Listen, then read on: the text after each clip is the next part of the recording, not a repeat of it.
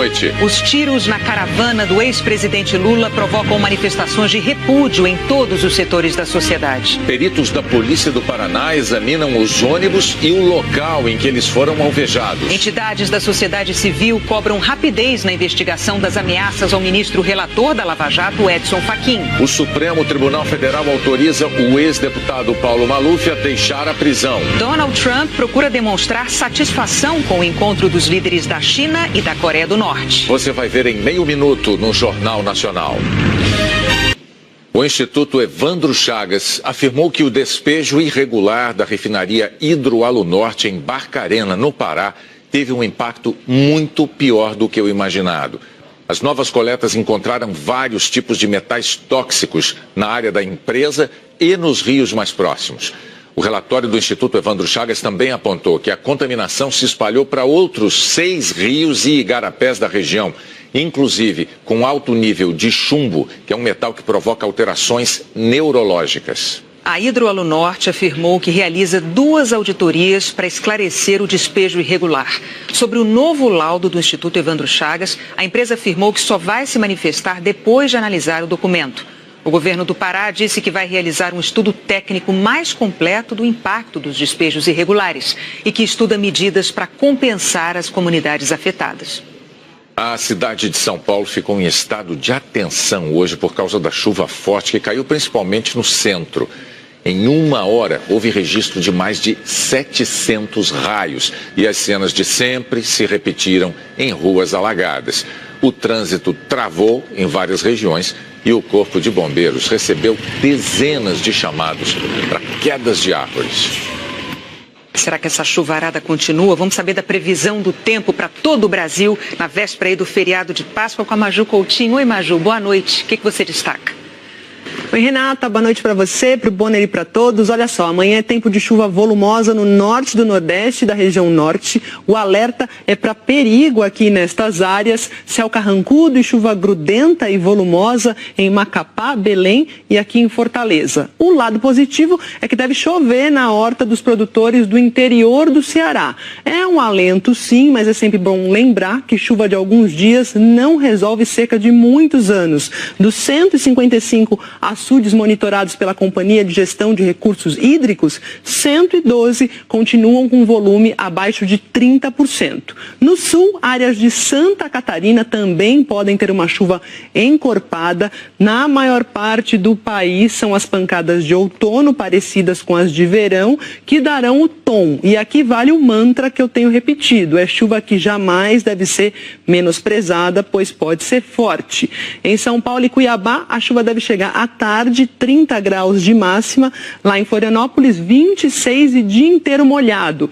Tempo firme e forte na área amarela, entre aqui o Vale do Paraíba, norte de São Paulo, pedação de Minas, do interior da Bahia, também interior aqui de Pernambuco, do Piauí, Maranhão, áreas do Tocantins e também Goiás. Brasília com 28 de máxima, BH com 29, Rio com 34 estão na Rota do Sol. E repare, Renata, que outra figurinha típica do outono entrou em cena aqui, a grande amplitude térmica, a diferença da mínima e da máxima de 14 graus aí para vocês no Rio. Nossa, diferença grande no Rio, da amplitude, como você disse. Obrigada, Maju. Boa noite. Até mais. Boa noite.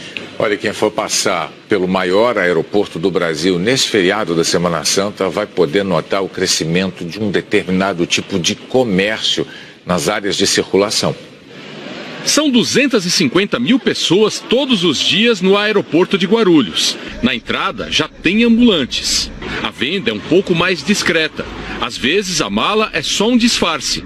Tem lanche, docinho, água e café.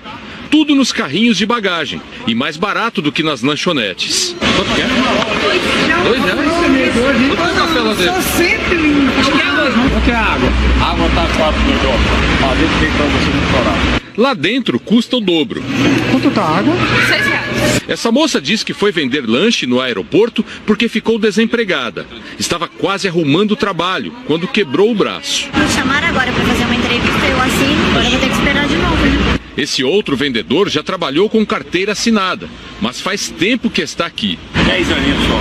10 anos já pegando água aqui? aeroporto. Ele diz que tinha mais gente. Agora, graças a Deus, deve ter só 100. Tem até um drive-thru de marmitas, almoço a R$10 e gente para embalar as malas. Boa noite, Thiago. Vamos proteger suas malas hoje? Tá chovendo, perigoso molhar as malas. É bom embalar, viu? Só R$20, passamos débito e crédito. A direção do aeroporto reconhece que aumentou o número de ambulantes. É reflexo de uma situação socioeconômica do país, mas infelizmente o aeroporto não é o local adequado para esse tipo de atividade. Nós não vamos autorizar o comércio ilegal dentro do sítio aeroportuário. Enquanto esperam o momento do embarque ou a chegada de alguém, as pessoas costumam se sentar nessas cadeiras, espalhadas pelo aeroporto. Tem sido comum a aproximação de desconhecidos, que puxam conversa.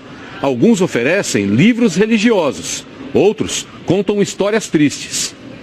O final é sempre o mesmo. Eles pedem dinheiro. Os livreiros passam o dia no aeroporto e vão de passageiro em passageiro. Qual número que o senhor desejar? Usam R$10, R$7, R$5. Outros não vendem nada, só pedem ajuda. A gente chegou de viagem aqui, eu tô sem o dinheiro do ônibus. Você não pode me ajudar, por favor, cara, com todo o respeito. Este outro rapaz diz que precisa ver a mãe. Faz 6 anos que eu não vejo minha mãe. Mas se atrapalha na história. Quantos anos tem sua mãe? 47. É nova sua mãe? Nova. Você tem quantos anos? 35, vou fazer. 35 anos? Eu acho que ela é isso mesmo, 47, 48. Nesse dia, ele disse que já tinha conseguido R$80 e só precisava de mais 40. Uma semana depois, ele ainda não foi visitar a mãe doente e continua com a mesma roupa no aeroporto. A Polícia Civil do Paraná fez hoje uma varredura no trecho da estrada estadual, onde, segundo testemunhas, foram feitos disparos contra um comboio de ônibus do Partido dos Trabalhadores. 15 agentes da Polícia Civil passaram a tarde neste trecho da PR-473, região central do Paraná. Foi neste local que, segundo o relato de pessoas que estavam no comboio, tiros atingiram 2 ônibus da caravana do ex-presidente Lula. Ninguém ficou ferido. Os policiais fizeram uma varredura no local, mas não encontraram nada. O trecho é de mata fechada e quase não há moradores nas proximidades. Peritos do Instituto de Criminalística examinaram os ônibus ontem à noite. Nos próximos dias, o laudo deles vai determinar o número de disparos, de que distância partiram e o calibre da arma. Até agora, não há suspeitos identificados. Estamos tratando como disparo de arma de fogo e dano. O fato. Então, não estamos tratando como tentativa de homicídio por enquanto. Segundo o Partido dos Trabalhadores, o ex-presidente Lula saiu de Quedas do Iguaçu no fim da tarde de ontem num comboio de 3 ônibus em direção a Laranjeiras do Sul. O trajeto, de 70 quilômetros, inclui uma rodovia estadual e uma federal. Integrantes da caravana disseram que os disparos foram na estadual. No boletim de ocorrência, o motorista de um dos ônibus diz que os tiros foram em outro lugar. Ele informou que, a princípio, ouviu um disparo no perímetro urbano do município de Quedas do Iguaçu, enquanto passava em frente a um matagal. Ontem, num primeiro momento, a Polícia Civil do Paraná declarou que o ex-presidente não estava na caravana no momento dos tiros. Mas hoje, o PT afirmou que Lula estava no primeiro ônibus, com outros políticos e com agentes de segurança a que tem direito por ser ex-presidente. O segundo ônibus levava jornalistas e o terceiro, convidados. A Polícia Rodoviária Federal afirma que o comboio também era acompanhado por pelo menos 3 carros com seguranças. O PT afirma que o terceiro ônibus foi atingido por um disparo. Os policiais encontraram uma marca na parte traseira do lado esquerdo, na altura das poltronas, e o retrovisor direito quebrado. Também, segundo o PT, 2 disparos atingiram o segundo ônibus. Neste ônibus, o dos jornalistas, a polícia identificou uma marca do lado direito, na altura das poltronas, e outra do lado esquerdo, perto da cabine do motorista. Testemunhas contaram que o ônibus em que estavam os jornalistas teve um pneu furado por pregos deixados na pista. A jornalista Eleonora de Lucena, que agora tem um blog, viajava em um dos ônibus. Cerca de 5 a 10 minutos após a saída, se escutou o impacto no ônibus, que acreditamos que tivesse sido arremesso de uma pedra. O ônibus seguiu e, chegando aqui, a uns 2 quilômetros daqui ou menos até, o motorista identificou um problema no pneu. Achou que o pneu estava furado, se parou o ônibus e aí que se identificou os miguelitos no pneu e as marcas na carroceria do caminhão, do ônibus. As marcas de tiro? De tiro, eu não sei identificar, eu não conheço, eu não sei do que tipo de tiro, eu não tenho ideia do que, só que dá para ver ali e se deduz que foi naquele momento que a gente achou que tivesse sofrido um ataque de pedra, mas foi muito mais grave. Os 3 ônibus seguiram viagem e passaram a ser acompanhados pela Polícia Rodoviária Federal ao chegar à BR-277, com uma viatura 10 quilômetros à frente do comboio e outras 3 viaturas atrás. Essas imagens mostram o ex-presidente Lula descendo do ônibus, já em Laranjeiras do Sul, onde discursou numa universidade. E essa gente está perseguindo a caravana, atirando pedra, atirando pau, já feriram 4 moças numa cidade do Rio Grande do Sul, uma delas foi hospitalizada. E agora eu estou sabendo que as cadelas têm um tiro no ônibus. A Secretaria de Segurança Pública do Paraná determinou que uma equipe do Comando de Operações Especiais, grupo de elite da polícia, auxilie as investigações do inquérito aberto para apurar o caso. Hoje de manhã, um grupo de advogados entregou ao Ministério Público Estadual um documento com denúncias. Eles apresentaram cópias de mensagens de aplicativos de celular em que o ataque à caravana de Lula estaria sendo combinado. O participante de um grupo de mensagens escreve: gente, vamos trocar os ovos por bala de borracha e munição letal, que vai ser bem mais eficaz. Outro participante fala que tem que meter bala, aproveita que está de noite, mira nos pneus, motor e bala. No documento, o grupo de advogados afirma que o PT entregou o roteiro da caravana às autoridades dos 3 estados do Sul, mas que o Paraná foi o único que não forneceu uma escolta policial para a comitiva. Num vídeo divulgado ontem pelo PT, a presidente do partido, senadora Gleice Hoffmann, falou em atentado. A nossa caravana foi vítima de uma emboscada. Nós mandamos um ofício ao ministro Raul Jungmann com o roteiro da caravana, por onde nós íamos passar, pedindo apoio da segurança, mandamos também as informações ao governo do estado do Paraná, falamos com o comando da Polícia Militar, quer dizer, todo mundo está sabendo. O fato é que nós não temos proteção. Nós vamos deixar se transformar isso? A política vai virar um bang-bang? As pessoas vão atirar nas outras? A Secretaria Paranaense de Segurança declarou em nota que não houve qualquer pedido formal de escolta da caravana, nem do próprio ex-presidente, embora ele tenha esta prerrogativa, e que houve alteração por parte dos organizadores da caravana do roteiro e do cronograma que tinham sido informados previamente às forças de segurança do Estado. A secretaria também afirmou que a Polícia Militar reforçou o policiamento em todos os locais indicados pelos representantes da caravana, onde seriam realizadas as manifestações com a presença do ex-presidente Lula.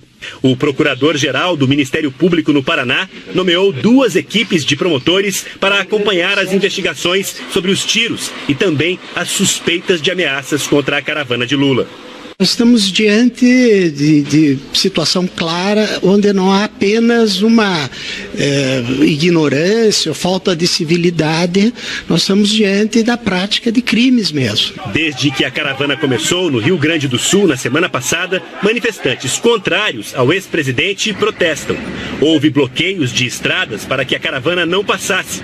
Manifestantes jogaram ovos contra a comitiva de Lula e exibiram cartazes com xingamentos contra o ex-presidente. Em Cruz Alta, município gaúcho, uma jovem do PT foi agredida e levada para o hospital. Uma pedra atingiu o ex-deputado federal petista Paulo Frateschi em Chapecó, Santa Catarina. Em Francisco Beltrão, já no Paraná, um segurança do ex-presidente Lula agrediu o repórter do jornal O Globo, Sérgio Roxo. Agora à noite, no centro de Curitiba, foi feito um ato para marcar o fim da caravana com a participação do PT, PSB, PSOL, PCdoB e PDT. Esse ato que acabamos de ver na reportagem se transformou numa manifestação de repúdio ao ataque aos ônibus. O Jornal Nacional teve acesso ao documento da Polícia Rodoviária Federal encaminhado para os responsáveis pela investigação sobre os tiros que atingiram ontem a caravana do ex-presidente Lula no interior do Paraná. Nesse documento, policiais que faziam a escolta do comboio de ônibus dizem que não perceberam nada de anormal no trajeto. No alto do relatório, há um timbre do Ministério Extraordinário da Segurança Pública e da Polícia Rodoviária Federal.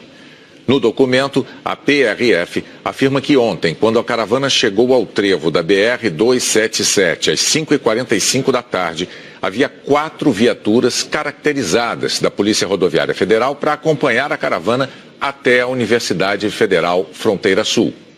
Uma viatura precursora, 2 na retaguarda e 1 no fim da fila.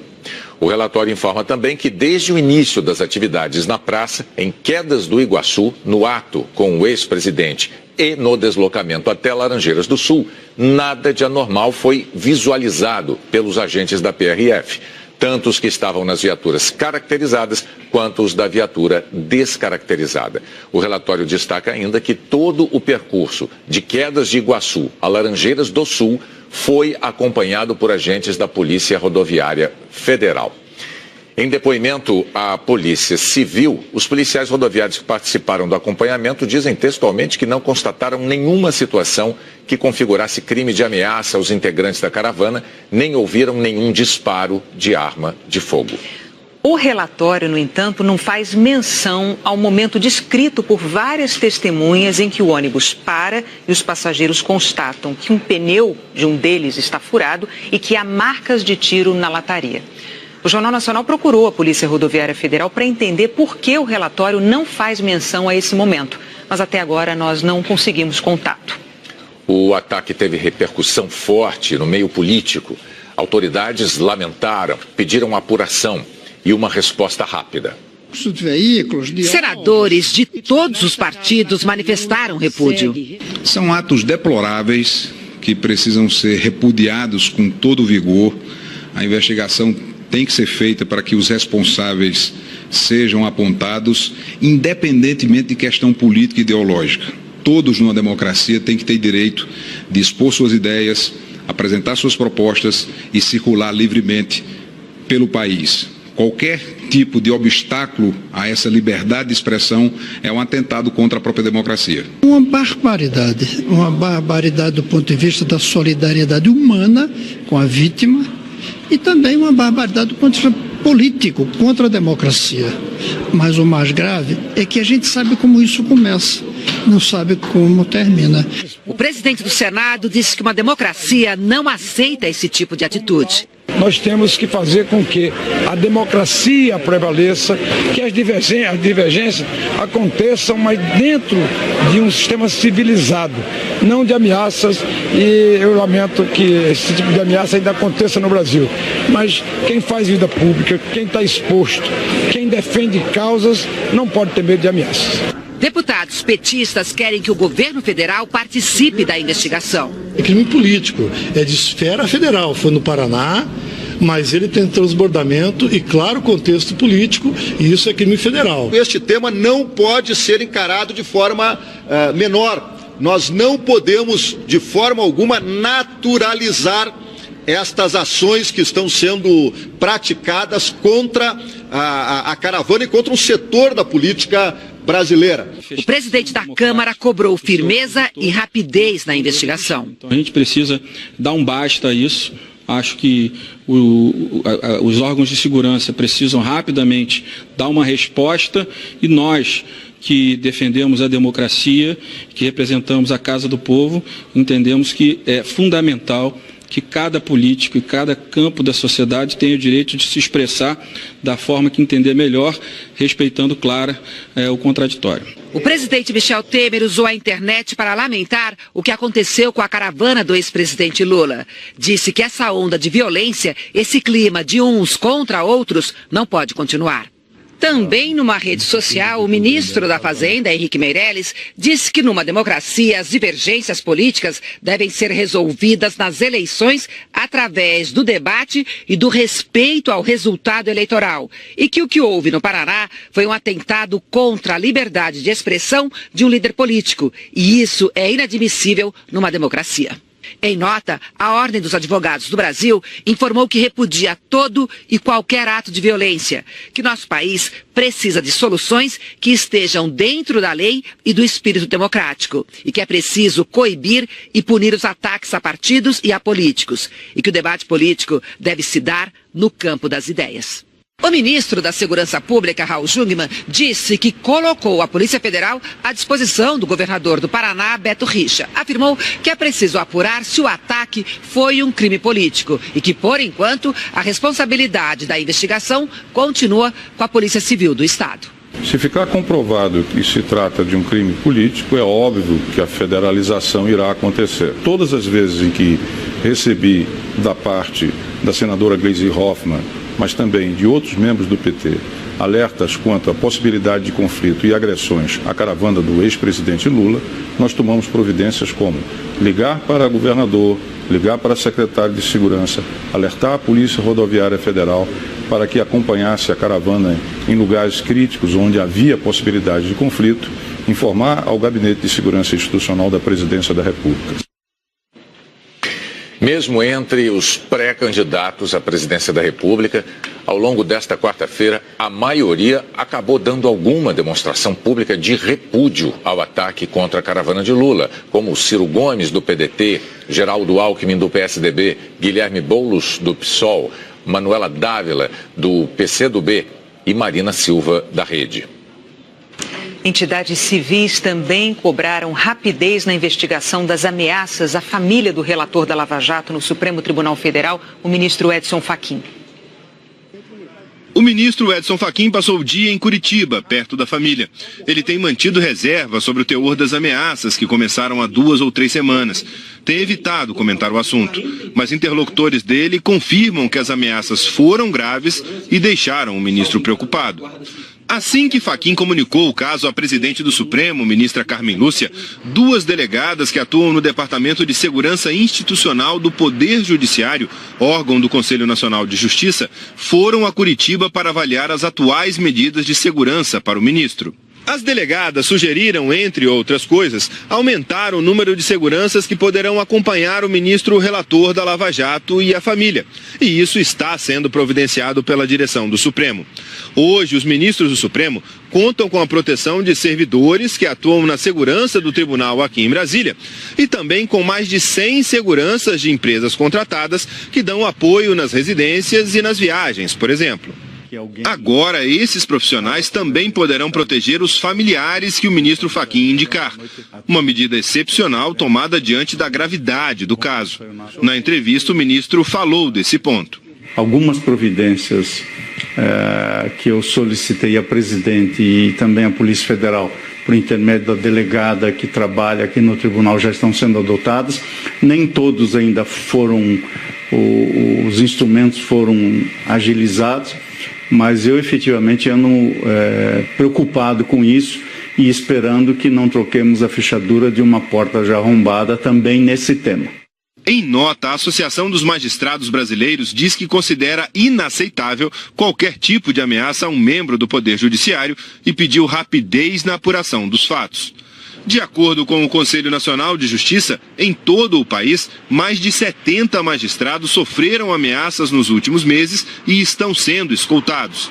O presidente da Associação dos Juízes Federais do Brasil disse que é necessário mais segurança. É inadmissível, é inimaginável que um ministro da Suprema Corte esteja sendo ameaçado. Mas essas ameaças, elas surgem justamente quando o Brasil tenta punir aqueles que desviaram dinheiro público. Esse desvio de dinheiro público que se retrata na corrupção é o grande mal do Brasil, é a grande chaga do Brasil e ela precisa ser enfrentada. Portanto, os magistrados precisam de maior segurança para isso. A Ordem dos Advogados do Brasil também condenou o episódio. É um ataque à instituição, ao sistema de justiça como um todo e à própria democracia que nós vivemos hoje. O Estado Democrático de Direito não pode aceitar este tipo de ameaça, este tipo de pressão a quem quer que seja, notadamente a um magistrado ou a um ministro do Supremo Tribunal Federal. O ministro Dias Toffoli, do Supremo Tribunal Federal, concedeu prisão domiciliar ao deputado afastado Paulo Maluf, do Progressistas, por questões humanitárias. O deputado Paulo Maluf foi preso no dia 22 de dezembro, por determinação do ministro do Supremo, Edson Fachin. O ministro negou um recurso do deputado e determinou a sua prisão imediata no complexo da Papuda, em Brasília. Ele foi condenado em maio de 2017 a 7 anos e 9 meses de prisão por lavagem de dinheiro, no período em que ele foi prefeito de São Paulo, de 1993 a 1996. A defesa tentava desde o ano passado a liberdade ou a prisão domiciliar de Maluf, sob a alegação de que ele tem um estado de saúde frágil. Em dezembro, a presidente do STF, ministra Carmen Lúcia, rejeitou 2 pedidos de habeas corpus da defesa para que Maluf fosse para a prisão domiciliar. Na madrugada dessa quarta-feira, o deputado foi levado para um hospital particular em Brasília, após sentir fortes dores nas costas. À tarde, o ministro Dias Toffoli, do Supremo, aceitou o pedido de habeas corpus da defesa e concedeu prisão domiciliar ao deputado por questões humanitárias. A decisão de Toffoli contraria a de Fachin. Na decisão, o ministro Toffoli registra que, num julgamento de 2016, o plenário decidiu que não cabe habeas corpus contra uma decisão de ministro do Supremo, mas chama atenção que já houve decisões no sentido contrário. Ele decidiu dar a prisão domiciliar, mesmo contrariando o ministro Edson Fachin, por considerar que a notícia de que Maluf foi internado às pressas em hospital no fim da noite passada, por complicações no seu estado de saúde, corroboram os argumentos trazidos à colação pela defesa. O ministro Dias Toffoli deu a liminar e vai esperar que o plenário decida qual jurisprudência deve prevalecer, se ele poderia ou não, nessas circunstâncias, conceder um habeas corpus contra a decisão de outros ministros. A defesa de Maluf disse que assim que ele tiver alta do hospital em Brasília, ele viajará para São Paulo para cumprir a prisão domiciliar. O último boletim médico informou que no início da noite, Paulo Maluf foi submetido a uma infiltração na coluna lombar com corticoide. Ele deverá aguardar a evolução do quadro, internado em observação. O presidente afastado da Assembleia Legislativa do Rio de Janeiro, o deputado Jorge Pisciani, do MDB, deixou o presídio agora à noite. Ele vai cumprir prisão domiciliar por determinação do Supremo Tribunal Federal. A defesa alegou que o deputado sofre de incontinência urinária em consequência de uma cirurgia contra um câncer. Pisciani é acusado de receber propina de empresários de ônibus. Destaque do noticiário internacional: o presidente americano Donald Trump comemorou a visita do ditador norte-coreano ao presidente chinês. Ele chegou num trem blindado, escoltado, atravessou o centro de Pequim e foi recebido com um grande banquete. Tão acostumado a ser fotografado em seu país, o líder norte-coreano parecia menos à vontade nessa primeira viagem internacional desde que assumiu o poder. Foi o primeiro encontro de Kim Jong-un com um líder estrangeiro. O presidente chinês Xi Jinping disse que quer preservar essa amizade. Kim disse que a relação com a China é preciosa e que se mantém intocada apesar das chuvas e ventos.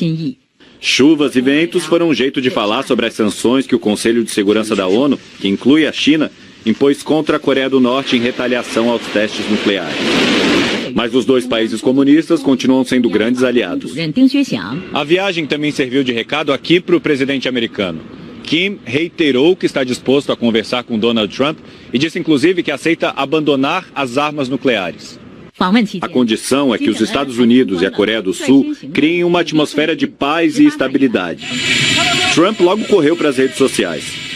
Recebi uma mensagem do presidente chinês Xi Jinping dizendo que o encontro com Kim Jong-un foi muito bom. E acrescentou: existe uma boa chance de Kim Jong-un fazer o que é certo para o seu povo e para a humanidade. Estou ansioso pelo nosso encontro. A expectativa é que Trump e o líder norte-coreano se encontrem em maio. Kim já pegou o trem de volta. O mundo só ficou sabendo dos detalhes da viagem quando ela acabou. Depois de O Outro Lado do Paraíso, tem futebol na Globo. Em seguida, o BBB e o Jornal da Globo. Uma boa noite. Boa noite e um ótimo feriado para você.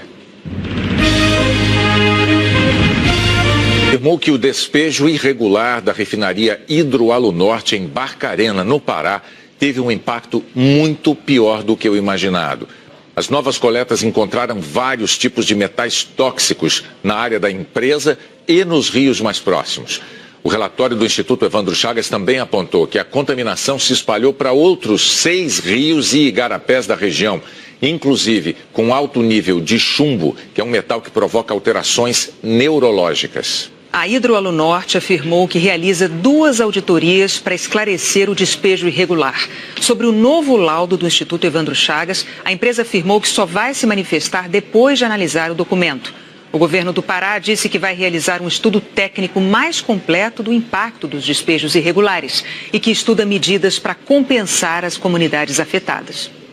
A cidade de São Paulo ficou em estado de atenção hoje por causa da chuva forte que caiu principalmente no centro. Em 1 hora, houve registro de mais de 700 raios e as cenas de sempre se repetiram em ruas alagadas. O trânsito travou em várias regiões e o Corpo de Bombeiros recebeu dezenas de chamados para quedas de árvores. Será que essa chuvarada continua? Vamos saber da previsão do tempo para todo o Brasil na véspera aí do feriado de Páscoa com a Maju Coutinho. Oi, Maju, boa noite. O que você destaca? Oi, Renata, boa noite para você, para o Bonner e para todos. Olha só, amanhã é tempo de chuva volumosa no norte do Nordeste, da região norte. O alerta é para perigo aqui nestas áreas, céu carrancudo e chuva grudenta e volumosa em Macapá, Belém e aqui em Fortaleza. O lado positivo é que deve chover na horta dos produtores do interior do Ceará. É um alento sim, mas é sempre bom lembrar que chuva de alguns dias não resolve seca de muitos anos. Dos 155 açudes monitorados pela Companhia de Gestão de Recursos Hídricos, 112 continuam com volume abaixo de 30%. No sul, áreas de Santa Catarina também podem ter uma chuva encorpada. Na maior parte do país, são as pancadas de outono parecidas com as de verão que darão o tom. E aqui vale o mantra que eu tenho repetido: é chuva que jamais deve ser menosprezada, pois pode ser forte. Em São Paulo e Cuiabá, a chuva deve chegar à tarde, 30 graus de máxima. Lá em Florianópolis, 26 e dia inteiro molhado. Tempo firme e forte na área amarela, entre aqui o Vale do Paraíba, norte de São Paulo, pedação de Minas, do interior da Bahia, também interior aqui de Pernambuco, do Piauí, Maranhão, áreas do Tocantins e também Goiás. Brasília com 28 de máxima, BH com 29, Rio com 34 estão na Rota do Sol. E repare, Renata, que outra figurinha típica do outono entrou em cena aqui, a grande... Tá chovendo, perigoso molhar as malas. É bom embalar, viu?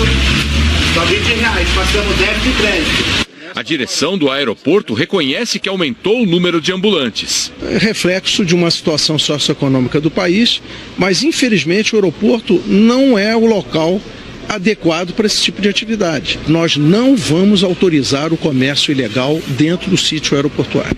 Enquanto esperam o momento do embarque ou a chegada de alguém, as pessoas costumam se sentar nessas cadeiras, espalhadas pelo aeroporto.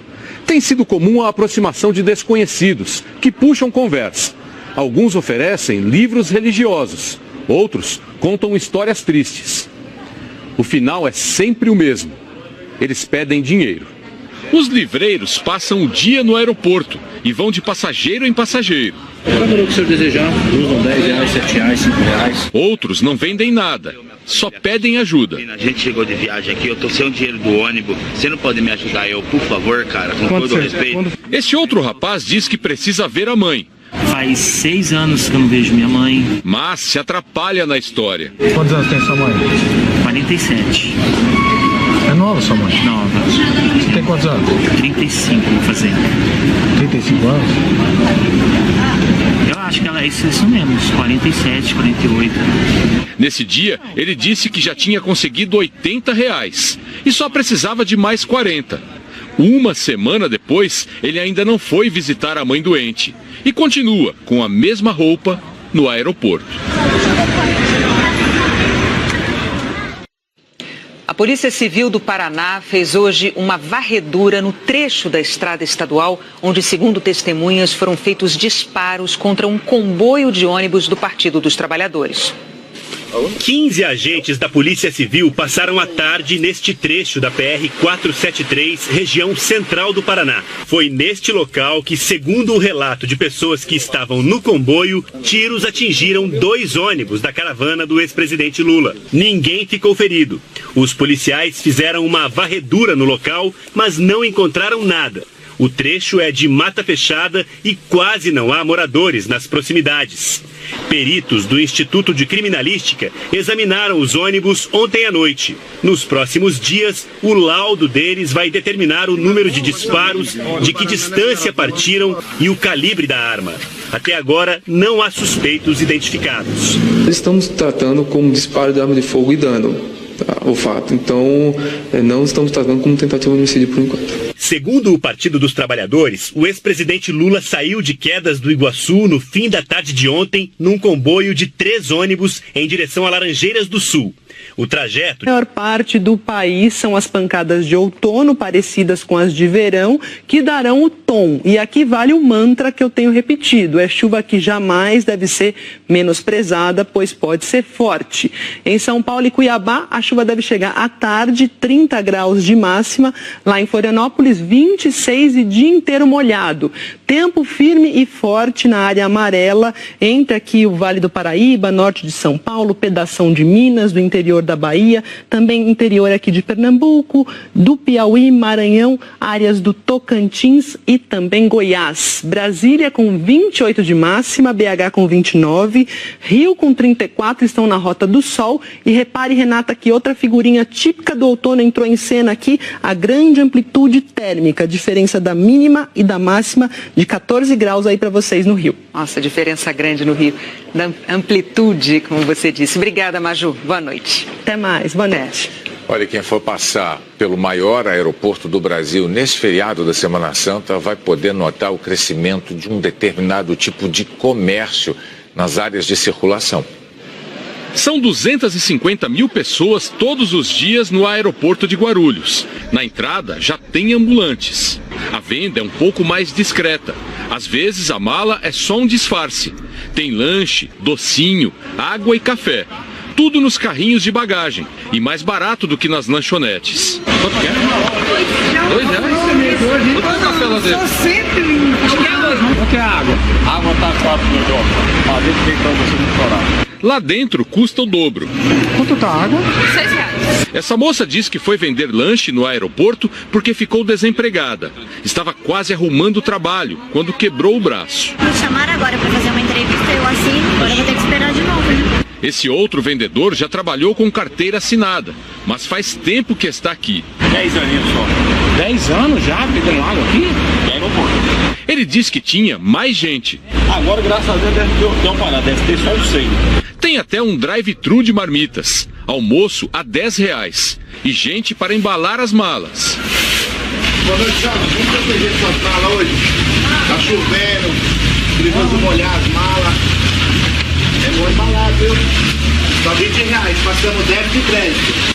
A direção do aeroporto reconhece que aumentou o número de ambulantes. É reflexo de uma situação socioeconômica do país, mas infelizmente o aeroporto não é o local adequado para esse tipo de atividade. Nós não vamos autorizar o comércio ilegal dentro do sítio aeroportuário.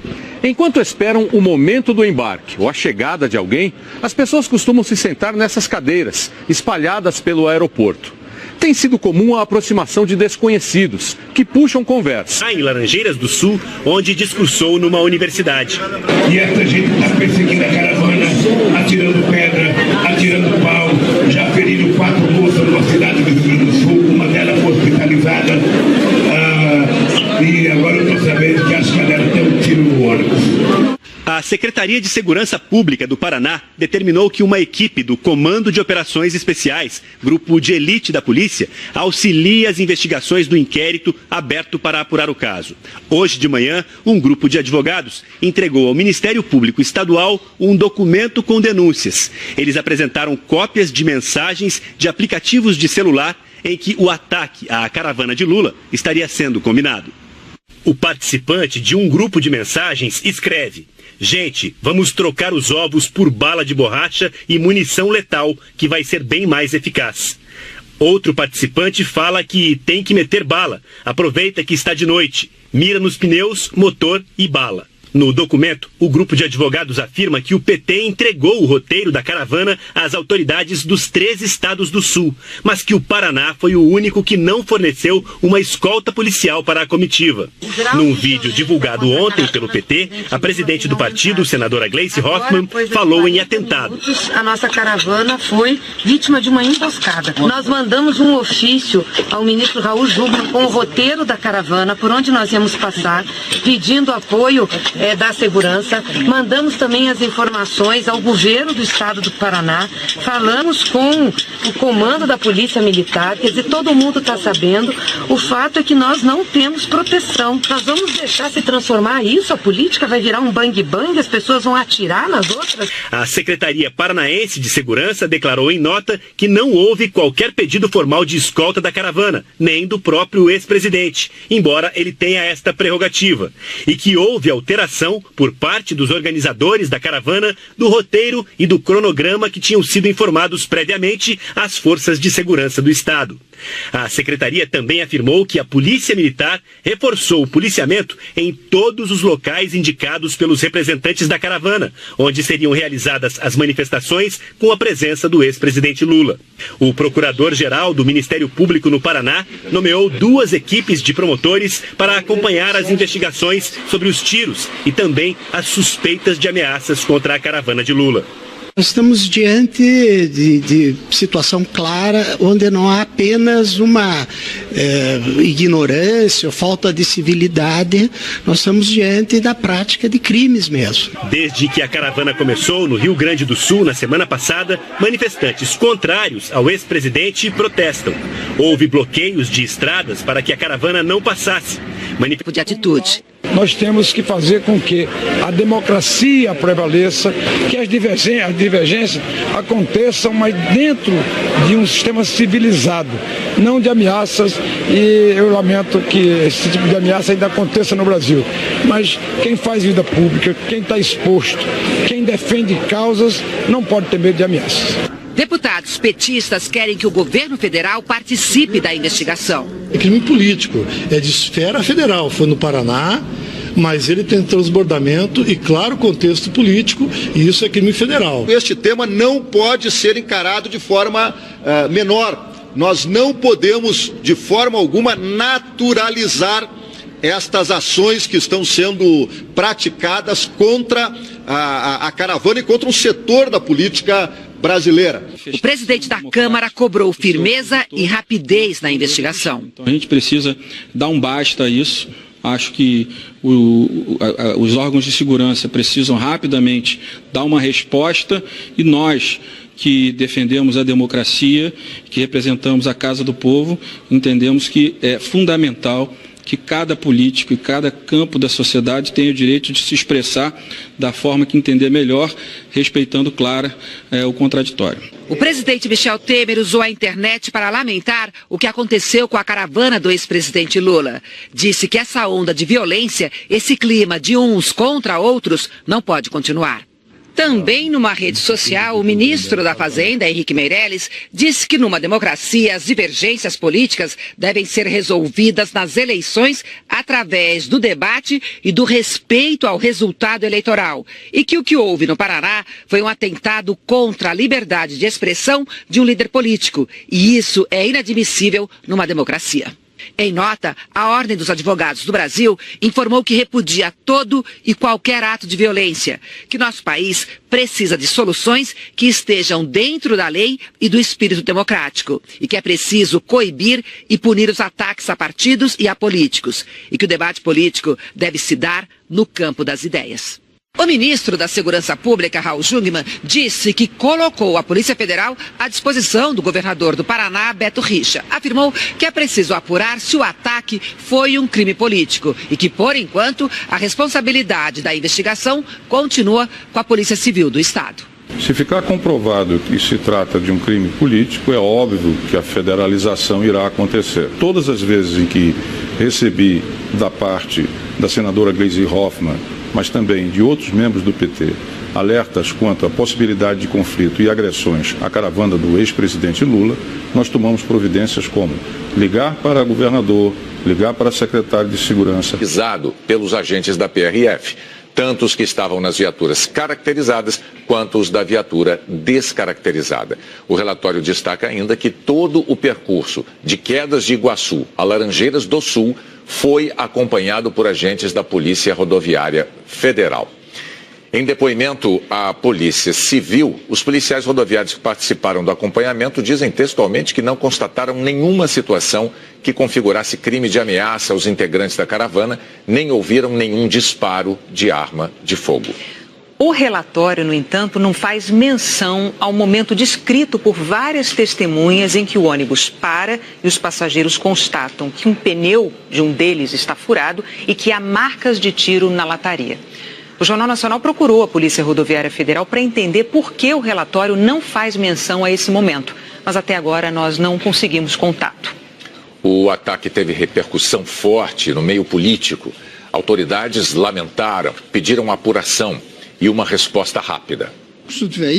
Senadores de todos os partidos manifestaram repúdio.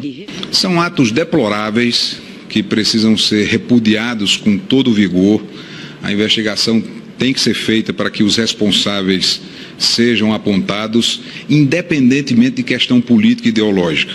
Todos numa democracia têm que ter direito de expor suas ideias, apresentar suas propostas e circular livremente pelo país. Qualquer tipo de obstáculo a essa liberdade de expressão é um atentado contra a própria democracia. Uma barbaridade do ponto de vista da solidariedade humana com a vítima, e também uma barbaridade do ponto de vista político contra a democracia.